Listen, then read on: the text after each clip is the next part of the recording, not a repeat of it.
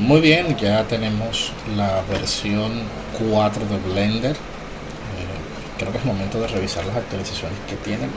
Alguien me había pedido que hiciera un video en donde explicara algunas de las funciones. Voy a tratar de dividirlos de tal forma que entendamos los aspectos esenciales del cambio y después pues realicemos ejercicios con funcionalidades directas en las actualizaciones nuevas de la versión 4. En mi caso tengo instalado pues, la versión 3.5 por aquí, y de este ladito tengo la versión 4 recientemente actualizada. Entonces vamos a ir desglosando algunas de las mejoras que trae y vamos a revisar si es un cambio conveniente o por el contrario simplemente es solo pues una actualización que no era tan necesaria. De entrada lo que vamos a hacer es revisar su interfaz. En cuanto a la interfaz, tanto en la versión 3.5 como en la versión 4 pues conservan las mismas ventanas, pues las propiedades son exactamente iguales, los espacios de trabajo, tanto de modelado, de esculpido, de edición de texturas, o sea, las herramientas siguen siendo las mismas, digámoslo así, ¿no? Sin embargo, ahí encontramos que para la versión número 4 de Blender, en este caso, tenemos que la interfaz maneja un tipo de fuente que la hace ver con un interletrado. Es decir, si nosotros revisamos en la comparativa entre la versión 3.5 y la 4, nos vamos a dar cuenta que la versión 4 tiene las palabras con un interletrado que facilita lógicamente la lectura. Entonces digamos que eso es un punto interesante, refresca bastante la visual, es un poco más cómodo la lectura, realmente sí lo es. Entonces un punto a favor para la versión número 4. Vámonos a los espacios de trabajo. En la versión 3.5 vamos a crear un cuadro. Esta es la versión 4, aquí la tenemos. Encontramos que ahora para guardar nuestros trabajos tenemos una opción llamada Save Incremental, cosa que en la versión 3.5 no se encontraba. Vamos a guardar este trabajo, vamos a decirle que esta es versión 3.5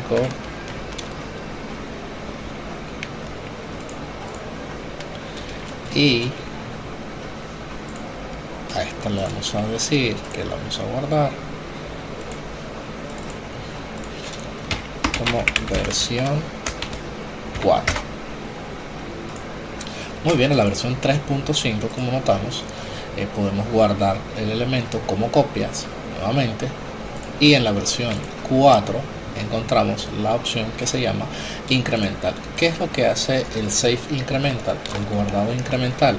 Simplemente que si tú realizas cambios en tu trabajo, sencillamente puedes guardarlo y él te va a ir aumentando la versión. Como lo puedes ver en la parte de abajo, dice guardado versión 5, y vamos a ir a nuestra carpeta, las versiones actualizadas de ese trabajo que has hecho. Simplemente es una copia de seguridad.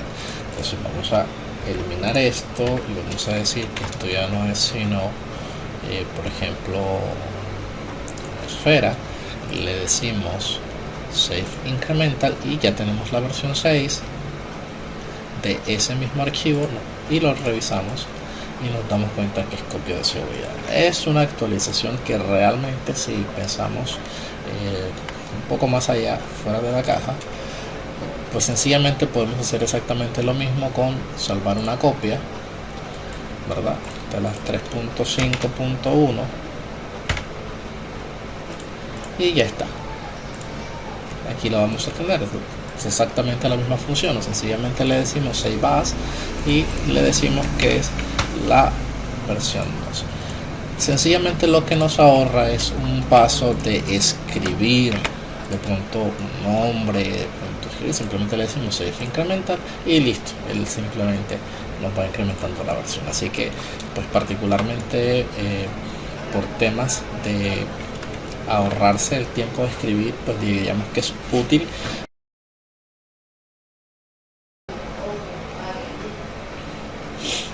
Bien, revisemos otra de las funcionalidades que trae el programa en su versión 4, que para muchos es una funcionalidad bastante útil. A mí realmente me parece que es algo que simplemente podíamos hacer anteriormente y tiene que ver con el tema de snapping. Para los que no saben qué es snapping, es simplemente una alineación rápida de objetos. Supongamos que yo tengo dos elementos, tengo dos cubos y yo necesito alinear este primer cubo con respecto a, por ejemplo, el borde o el vértice superior de mi cubo número 2. Sencillamente lo que ahora nos permite hacer Blender en su versión 4 es que nosotros, presionando la tecla B con la opción de mover, podemos visualizar este nuevo gizmo, que es como un circulito cuando está en el centro, un triángulo cuando está en el borde y un cuadrado cuando está en el vértice, y a partir de ahí nosotros podemos hacerle snapping o alineación directa. Vamos a verlo nuevamente. Selecciono la tecla G, que es la tecla de grab o de mover, luego presiono la tecla B y me voy a la sección donde yo desee agarrar mi objeto para alinear. Vamos a alinear, por ejemplo, este vértice con este vértice o con la opción media de mi objeto y listo, simplemente tenemos una alineación perfecta. En la versión 3.6 vamos a realizar el mismo ejercicio. Ahí tenemos nuestros dos cubos y presionamos la tecla G para mover nuestro objeto, pero si se dan cuenta presiono la tecla B y no pasa nada, ¿sí? Porque esta funcionalidad no estaba implementada. Sin embargo, teníamos la opción de snapping en la parte superior y podíamos decir sobre qué eje sobre qué componente de nuestro objeto podríamos alinearlo. Y puedo decir en este caso que lo alinee, por ejemplo, con respecto al vértice. Activo mi snapping y tomo mi objeto, opción de grabar, y fíjense que él automáticamente lo va a hacer sobre los vértices.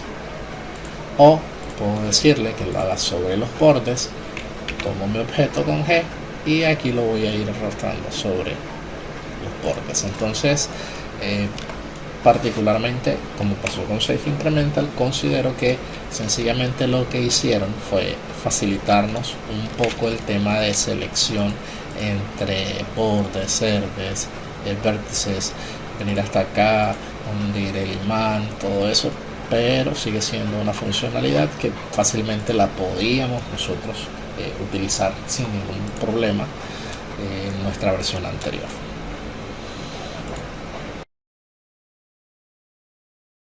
Muy bien, entonces vamos a borrar todos estos elementos. Vamos a crear en nuestra versión 4 aquí un cubo en el centro. Vamos a nuestra versión 3.5, vamos a dejar todo nuestro eje así. ¿Qué otra modificación encontré? Pues que se incluyó en esta actualización de Blender.4. Vámonos a las opciones de modificadores. Ahora nuestros modificadores están agrupados según lo que los caracteriza o según su funcionalidad. En este caso, por ejemplo, tenemos opciones de modificadores de edición, para generar, para deformar, físicas, cabellos, y todas se encuentran agrupadas y dentro de ellas están todos sus contenidos, cosa que en la versión anterior, nosotros vamos a ir a la versión anterior, seleccionamos nuestro objeto, nos vamos a modificadores y como ven tenemos los mismos grupos, pero podemos previsualizar todos los elementos de inmediato. Particularmente me parecía que esta opción era mucho más fácil de entender para nosotros porque en muchos casos simplemente tener todo desplegado podía facilitarte la vida y entender dónde estaba qué modificador. Ahora con esta versión 4 pues te toca ir grupo a grupo y revisar, encontrar. Entonces por temas de espacio en pantalla se merece un 10. Sin embargo, por temas de funcionalidad pues tendrás que ir aprendiéndote los modificadores y saber en qué grupo se encuentran cada uno de ellos. Entonces pues es un tema que ya va a gusto más bien de cada persona. En cuanto a la búsqueda, pues ya es un tema que acá evidentemente no era necesario porque los teníamos todos. En el caso de ya tenerlos agrupados, pues sí toca buscar en el caso de que se pase el nombre, ¿sí? Y ahí tienes tu modificador. Entonces pues digamos que ese pudiera llegar a ser un plus en el que te sientas cómodo trabajando. Entonces sí, pudiera servir o ser muy útil el tema de buscar, ¿no? Entonces ahí digamos que esa es una de las diferencias en cuanto a los modificadores agrupados en lista. Otra novedad rápida que encontré en la versión 4 de Blender, esta sí me parece que es bastante útil, bastante necesaria, a todos nos va a convenir bastante. Tiene que ver con el espacio de trabajo en shader, ¿sí? Vamos a aplicar un color a nuestro objeto. Vamos a ponerle, no sé, un rojo puede ser, ¿sí? Y vamos a aplicar exactamente un mismo tono. Vamos a usar el mismo perfil de color. Muy bien, aquí tenemos nuestros espacios de trabajo. Esta es la versión 4. Esta es la versión 3.5. Entonces, como notarán, hay una gran diferencia que tiene que ver con la lista de acciones que traen cada uno de los shaders integrados. En la versión 3.5 notemos que están todos los elementos del shader principal uno debajo de otro. Puedes ver todas las propiedades al mismo tiempo. En cambio, en la versión 4, si nos damos cuenta, tenemos todos los elementos agrupados, ¿sí? Surface, specular, transmisión. Eso en cuanto a espacio de trabajo puede servir, puede ser muy útil porque te ayuda a reducir, ¿sí? Veámoslo uno comparado con el otro, para que nuestros shader graphs sean mucho más cortos, un poco más simplificados. Sin embargo, hay que recordar que en el caso de ambos contábamos con sencillamente la lista desplegable que nos permitía a nosotros reducirlos, ¿sí? Entonces básicamente pues por tema de espacio podemos hacer solamente una reducción cliqueando en sus propiedades, y básicamente eso era pues toda la reducción que teníamos. Entonces en este caso pues ya habrán algunos que les parezca atractivo, otros que no, pues es cuestión de cada quien. Muy bien, entonces continuando con otras de las mejoras que se han incluido en la versión 4, pasemos a una rápidamente que tiene que ver con las opciones de rendering. Voy a pasarme al modo de render en la versión 4 y voy a pasar al modo render en la versión 3.5. y de entrada noten, vamos a colocar una al lado de otra para que puedan visualizar bien, manejando las mismas características de renderizado. Tenemos que en la versión 4 contamos con un poco más de profundidad en el tema de sombras, en el tema de luces directas, el tema de reflexión, por ejemplo, de las sombras, que no se visualiza en la versión 3.5. En cambio, la versión pues 4 ya se nota un poco más armonizada ese tema de las sombras y las luces. Particularmente hay una novedad que tiene que ver con la gestión de color. En la versión 3.5 solamente contábamos con estas propiedades de transformación de color: Filmic Standard, Film Lock, Raw, Face Color, Y en la versión 4 ahora contamos con una nueva transformación de color llamada AGX, que lo que hace es acercar un poco más los tonos de colores RGB a la realidad.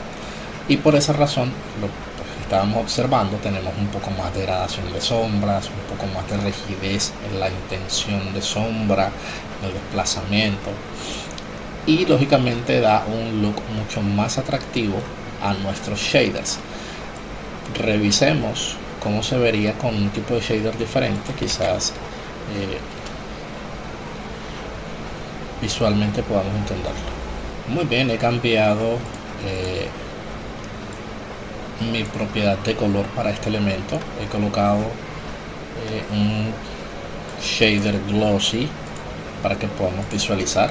Y aquí hay algo también interesante, y es que en el caso de la versión 3.5, aquí contamos solamente con dos propiedades para glossy. Simplemente contamos con la rugosidad y con las propiedades normales que podríamos traer desde vectores de otros tipos de shaders. En este caso ya contamos en la versión 4 con muchos más vectores, tanto normales como tangentes, y podemos jugar con dos propiedades más que van desde la rotación hasta la anisotropía, y seguramente eso nos ayudará a mejorar mucho la calidad de nuestros shaders.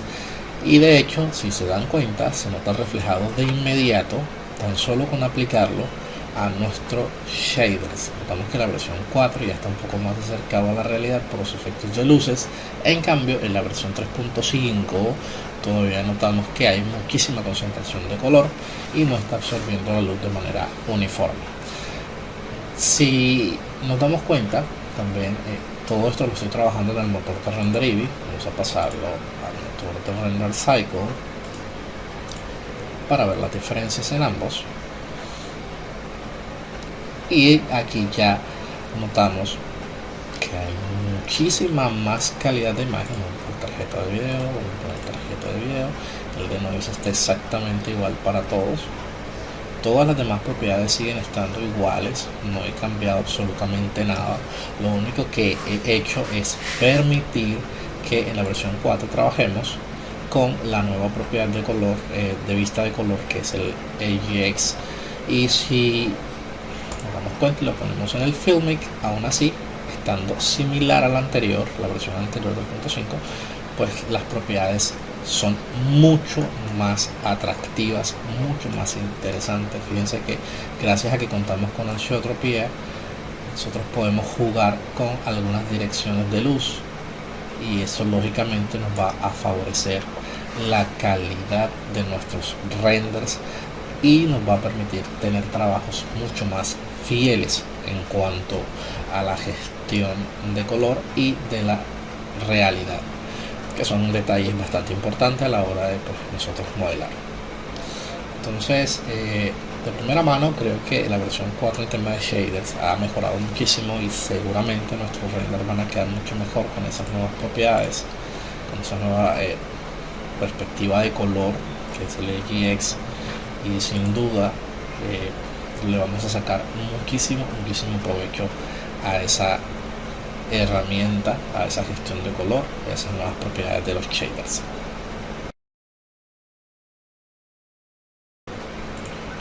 Bien, otra de las novedades que se habla mucho tiene que ver con el tema de las luces, y vamos a ver por qué. Anteriormente, cuando teníamos las luces y íbamos a las propiedades de shading de ese tipo de luz, solamente encontrábamos que podríamos crear grupos de luces, ¿sí? Luces de sol, puntos de área, completas, en fin. Solo creábamos grupos y los podíamos anidar en esta sección. La versión 4 nos ha facilitado una particularidad bastante interesante que tiene que ver con agrupar las luces, o en su defecto vincular las luces con las respectivas sombras. ¿Qué vamos a hacer? Vamos a crear una nueva colección. Esta nueva colección le vamos a decir que estas son las luces. Vamos a colocar aquí, no sé, luces cubo, ¿sí? Y vamos a crear un nuevo mesh. Vamos a crear un mesh tipo esfera. Ahí lo vamos a colocar, y ahí ya le vamos a agregar el mismo material que tenemos del cubo, ¿sí? Para poder ir visualizando resultados de forma inmediata. Entonces las luces, vamos a sacar esto de acá, y solamente el cubo va a entrar en esa colección con las dos luces que tenemos. Muy bien, entonces ahora lo que haremos es decirle que las luces que se van a vincular, ¿sí?, van a ser únicamente las luces que estén en el cubo, y notarás que ha cambiado la propiedad. ¿Sí ves? Tengo mi cubo con sus respectivas luces. Este sería digamos mi escenario completo. Acuérdate que tengo en este caso dos luces, una de este lado y una del lado izquierdo, y que están alumbrando a mi área general. Sin embargo, cuando yo decido alinearlas de tal forma que solo se activen para el cubo, les estoy diciendo: vincúlame esas sombras únicamente, perdón, esas luces únicamente al cubo. Entonces las combino en una colección y luego le digo que esas son las luces que me va a alinear. Entonces fíjense cómo de manera inmediata yo le resto a mis elementos. Hay que recordar que en este caso, así la podemos visualizar mejor. Ahí están las luces vinculadas para mi objeto, ¿sí? En el caso de los demás elementos no van a estar alineados o vinculados con nuestra luz. Particularmente me parece que es bastante delicado trabajar con esta propiedad por dos razones. Puede que necesitemos iluminar un objeto en particular para una escena, ¿sí? Pudiera ser que por ejemplo solamente quisiéramos tener sombras. Vamos a poner que aquí nuestro cubo sea el único que refleje sombras, ¿sí? Aquí se puede apreciar únicamente será ese objeto el que tenga tanto la reflexión de luz y de sombras dentro de tu escenario. Honestamente considero que el uso será quizás muy poco. No considero que del todo estemos utilizando esta propiedad. Hay que recordar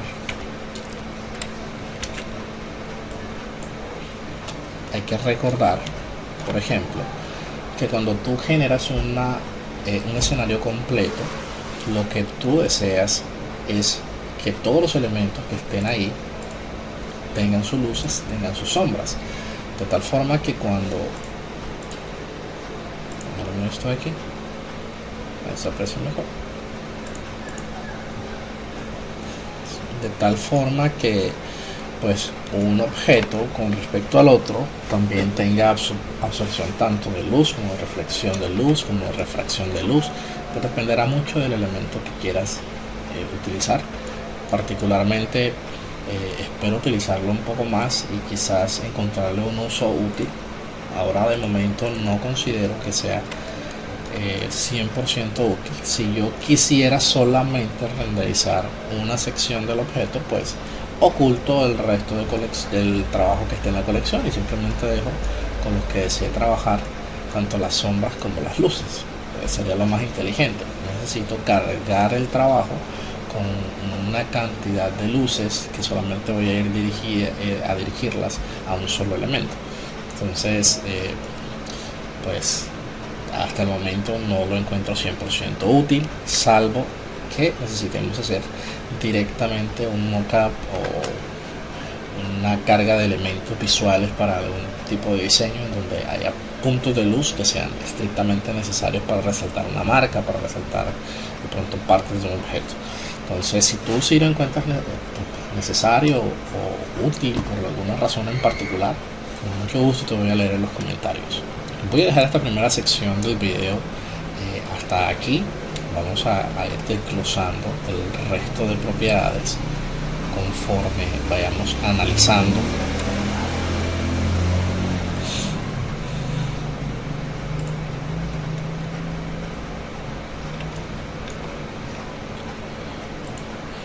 Voy a pausar el video.